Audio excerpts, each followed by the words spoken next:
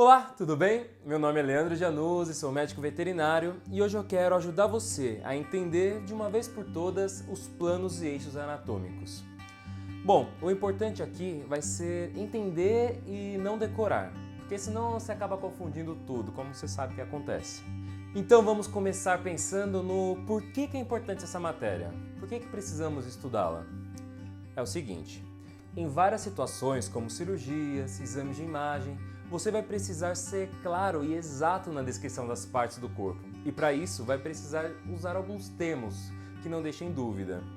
Não tem como você falar assim, existe uma massa tumoral no rim de cima, ou é uma fratura perto do rádio, perto do úmero. Se você for fazer uma cirurgia e o acesso for crânio-lateral no terço proximal do rádio, você vai saber onde fazer a incisão?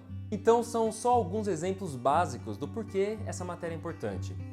Mesmo a posição do observador pode fazer uma diferença em termos simples como esquerda e direita. Acredite se quiser. Se você não souber essa matéria e eu te falar que precisamos retirar o rim direito do animal, do seu gato, do cachorrinho, o seu julgamento de qual é o rim direito e qual que é o rim esquerdo pode mudar. Olhando de frente para o animal, esse é o lado direito. Teoricamente, é esse lado. Mas e agora olhando na mesma direção do animal? Lado direito, então o lado direito do animal agora é esse. Qual que é o certo? Ou seja, os termos anatômicos eles precisam ter o mesmo significado, independentemente da posição do animal ou do observador. Por isso, em 1967, houve um congresso em Viena onde foi firmado um acordo denominado NAVE. NAVE, Nomina Anatômica Veterinária.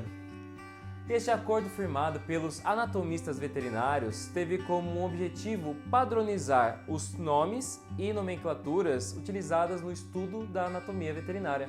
Bom, dada essa introdução, agora vamos entender o que são os planos e eixos anatômicos. Para isso, temos que saber que antes de serem criados os termos anatômicos, foi estabelecida uma posição padrão que o animal precisa estar para aí sim os nomes terem lógica.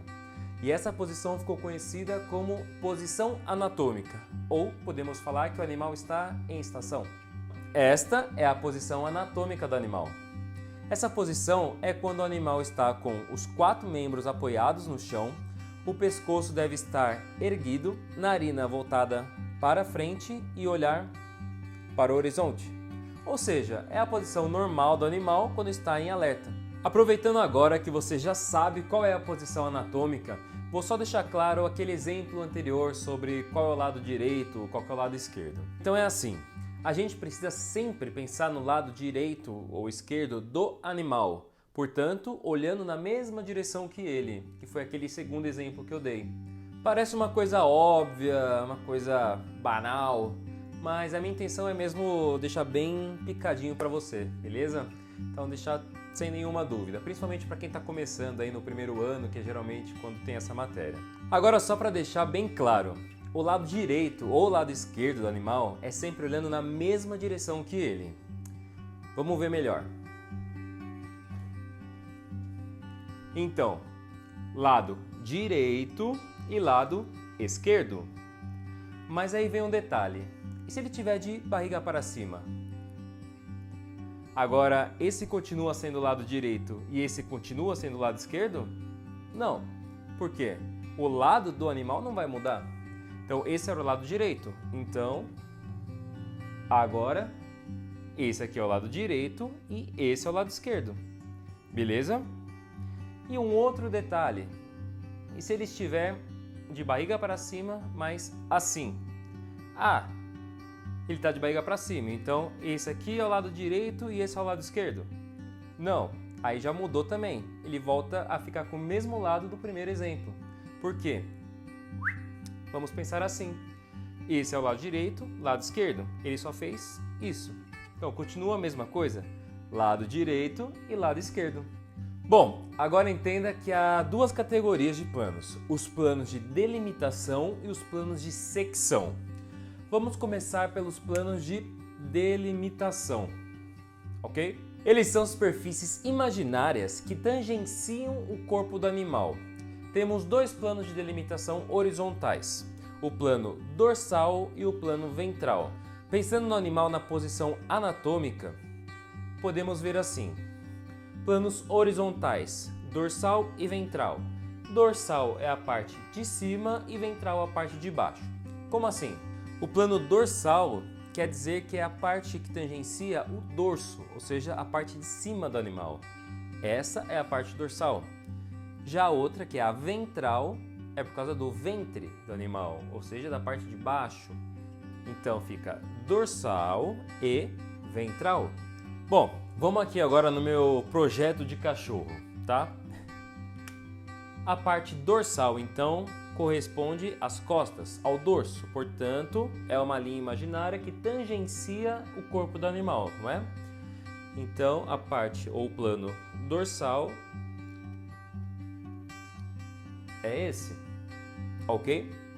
Então, o plano ventral é aquele que vai tangenciar a parte do corpo do animal que corresponde ao ventre, à barriga. Então, vai ser esta parte. Agora, um detalhe é que nos membros o termo dorsal é usado como referência da parte superior das patas dianteiras ou traseiras, enquanto no lugar de falar ventral para a parte de baixo, nós falamos palmar quando é a pata dianteira e plantar quando é a pata de trás. Vamos entender direitinho isso. Então, quando a gente fala dos membros do animal, da patinha, ok? Nós não vamos falar dorsal e ventral, tá? Porque o ventre é a barriga, ia ficar meio esquisito. Então, como que ficou decidido? É dorsal e palmar. Lembrar das palmas da mão, tá bom? Então, membros anteriores, dorsal e palmar. Já nos membros posteriores, fica dorsal e plantar. Lembrar da planta do pé, ok? Então, dorsal e palmar, dorsal e plantar. Vamos lá, já vimos os dois planos de delimitação horizontais. Só lembrando, plano dorsal e plano ventral. Beleza, agora vamos partir para os planos verticais. Temos 4 planos verticais. 2 deles que tangenciam os lados do animal, que são chamados de plano lateral direito e plano lateral esquerdo. Plano lateral direito e plano lateral esquerdo. Lembrando então, plano dorsal, plano ventral, plano lateral direito e plano lateral esquerdo. Um terceiro plano de delimitação vertical, ele vai tangenciar a cabeça do animal. Tá bom? Ele vai levar o nome de plano cranial. Então vamos pensar no crânio do animal, na cabeça. Por isso leva o nome de plano cranial. O quarto e último plano de delimitação vertical leva o nome de plano caudal. Por quê? Porque ele é a parte de trás do animal, a parte da cauda, do rabo. Por isso leva o nome de caudal. Então ficamos assim. Esse é o plano agora cranial, tá? Lembrando da cabeça, o crânio. Então, a parte da frente, plano cranial e plano caudal, beleza? Ó, plano caudal. Então, agora desde o começo, rapidinho, para a gente não esquecer. Plano dorsal, plano ventral, plano lateral direito, plano lateral esquerdo, plano cranial e plano caudal. Uma observação aqui é que na cabeça propriamente dita, quando queremos falar sobre algo em direção ao focinho do animal, ao invés de falarmos cranial, usamos o termo rostral. Porque seria meio esquisito falar cranial, já que o crânio faz parte do todo da cabeça. Então assim, quando a gente for falar de algo mais para frente, mais perto do focinho, vamos falar que ela é mais rostral, ok? Rostral. Lembrando então, cranial e caudal. Porém, aqui no caso da cabeça só fica rostral e aqui continua sendo caudal. Por exemplo, Os olhos de um cão são localizados rostrais às suas orelhas. Então, os olhos estão rostrais às suas orelhas e não craniais às suas orelhas. Beleza? Então, as orelhas estão caudais aos olhos. Nesse caso, continua sendo caudal, que quer dizer em direção à cauda. Então vejam que aqui não tem nenhuma dificuldade. Parece ter muito nome, mas a maioria é tudo autoexplicativo. Percebam que quando a gente traça todos esses planos de delimitação, o animal ele fica dentro de uma caixa imaginária. E esse é um outro jeito bem legal para a gente entender. Percebam aqui um pouco mais na prática. Então, ele fica dentro de uma caixa. Esses são os planos de delimitação. Vamos lá numa revisão? Plano dorsal, plano ventral, plano lateral direito, plano lateral esquerdo, plano cranial e plano caudal. Só não se esqueçam daqueles detalhes que eu tinha comentado antes, tá? Quando for na patinha da frente, ou seja, no membro anterior, a gente vai falar dorsal e palmar. Na pata de trás, dorsal e plantar. E quando falamos apenas da cabeça do animal, fica rostral e caudal. Beleza, já aprendemos os planos de delimitação. Fácil, né? Agora vamos partir para os planos de secção. A ideia é dividir imaginariamente o animal em algumas partes. Temos 4 planos de secção, então vamos por partes. O primeiro é o sagital mediano ou apenas chamado de mediano. Bom, então nosso primeiro plano de secção é o plano sagital mediano ou apenas chamado de mediano. O que ele é? Então ele é uma linha imaginária que vai cortar o corpo do animal exatamente ao meio, tá bom? Então ele divide o corpo em 2 metades idênticas e essas metades levam o nome de antímeros. Tá bom? Então fica o antímero direito e o antímero esquerdo, ok? Lembrando que a gente está olhando na mesma direção do animal, que ele está olhando para frente, então direito e esquerdo, beleza? O próximo plano de secção ele é chamado de transversal. Esse plano é qualquer um que seja paralelo ao plano cranial ou caudal, portanto ele é um plano perpendicular ao plano mediano. Vamos lá devagar, né? Agora com geometria complicou um pouco. O que é um paralelo? Paralelos são 2 linhas que nunca vão se encontrar, ok? Então, temos uma linha reta aqui e outra aqui, tá bom? Então elas são paralelas. O que eu quero dizer com isso? Lembra do plano cranial e caudal? Plano cranial e o plano caudal. Então, o plano transversal é um paralelo ao cranial ou caudal, portanto, uma linha assim, ok? É como se pegasse o plano caudal ou cranial e jogasse ele mais para dentro do animal. Podemos pensar também que ele é um plano perpendicular ao plano mediano, ou seja, ele forma um ângulo de 90 graus com o mediano. Assim, ele divide o animal em outras 2 partes, que levam o nome de metâmeros. Metâmero cranial e o metâmero caudal. Vou te dar um outro exemplo prático para ver se fica um pouco mais claro. Vamos supor que esse aqui seja o plano mediano, ok? Está cortando o animal bem ao meio. Então esse daqui vai ser o plano transversal. Ele vai ficar perpendicular, deste modo, ok? Fazendo um ângulo de 90 graus com o ângulo mediano. E assim, criando 2 metades, metâmero cranial e o metâmero caudal. Só lembrando que não precisam ser idênticas essas partes aqui.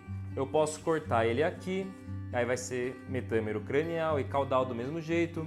Posso cortar ele aqui, metâmero cranial e caudal. Então, qualquer parte que seja paralela ao plano cranial e ao plano caudal.